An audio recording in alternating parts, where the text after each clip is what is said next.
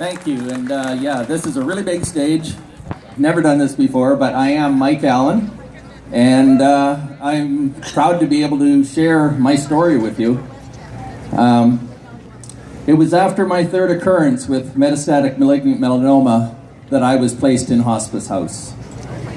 3 months prior to that point in time, I was contacted by my oncologist who told me I had a 5-centimeter tumor growing in my chest. It was crushing my esophagus and putting pressure on the blood flow to my body. Who knew that skin cancer could manifest itself inside one's body like that? This was December, and by January, I got to see the thoracic surgeon who would do some exploratory surgery to see if the tumor could be removed.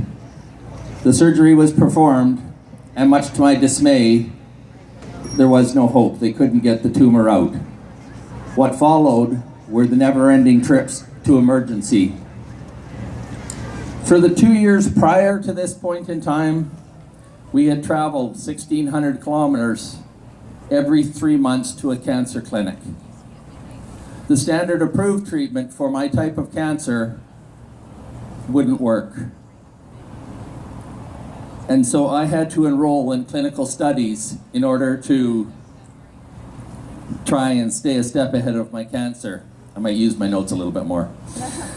The saving grace through this time was my cancer connection buddy. He was provided to me through the Canadian Cancer Society. And it was a really, really tough time that we were going through, and he was always there for me. He phoned me religiously and gave me words of encouragement. If you don't have a cancer connection buddy, hook one up. They're survivors, and they're just fantastic. He and I today are, I call us best of friends because we still talk today. A great connection. After the failed surgery, we revisited my oncologist in Alberta to see if we could get on to another clinical trial. Due to the fact that the medicines that I'd been given to try to relieve the pain and problems that the cancer was causing me, I was denied the new clinical trial. And it was on this trip home that my wife placed me in hospice. My body was failing. I couldn't breathe. I couldn't breathe on my own anymore, and the tumor had now grown to 8 centimeters, cutting off my airway completely. With me being in hospice, though, it allowed her to work with the oncologist on a plan that might save my life. A week later, I remember opening my eyes, and I found my entire family standing around the end of my bed, kind of like the thing you see on TV when you know that's it. And there was some rushing going on in the room. I don't remember too much more than that, but what had been happening while I lay there, in what I thought were my last days, was a huge effort from a lot of people.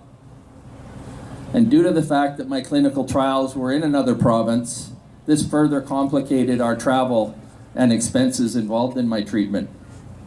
My wife and family, they were my biggest supporters. Absolutely amazing. She and my oncologist arranged to get me cold turkey off of all the drugs that I was taking to alleviate the pain. And then they pumped straight oxygen into me.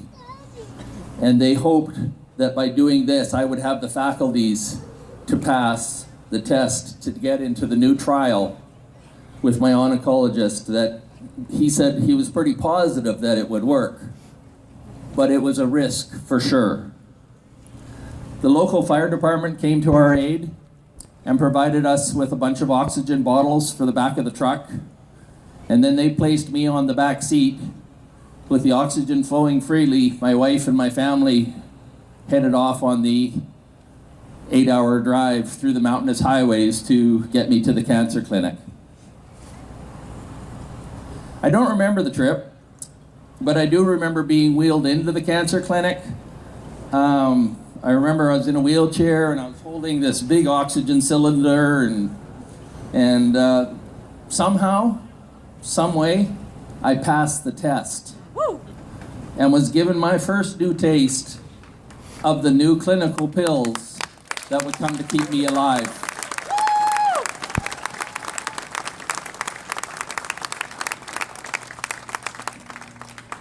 Taking 2 pills every morning, and within a couple weeks, I was breathing on my own and living back in my own house. Yeah.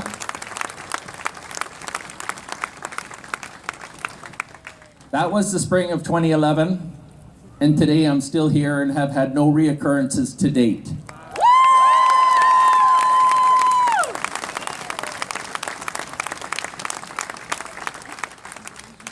But that was not the end of it, because from that point on, with the clinical trials, my wife and I now had to travel every 3 weeks to Edmonton for the next 4 years until other options opened up for me. The Canadian Cancer Society's financial support program really came to our aid and helped during those years with hotels and fuel. Currently, I have no evidence of disease, but we remain forever on guard from this nasty cancer. I want to thank everybody involved in my survival and those that brought this research to where it gave me my life and my family back. A big thanks to all of you here today, because without your collections and contributions, that research would not have been possible. That research saved my life.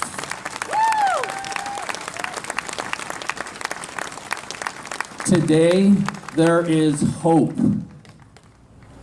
Can you all say it with me? Today, there is hope. Thank you very much.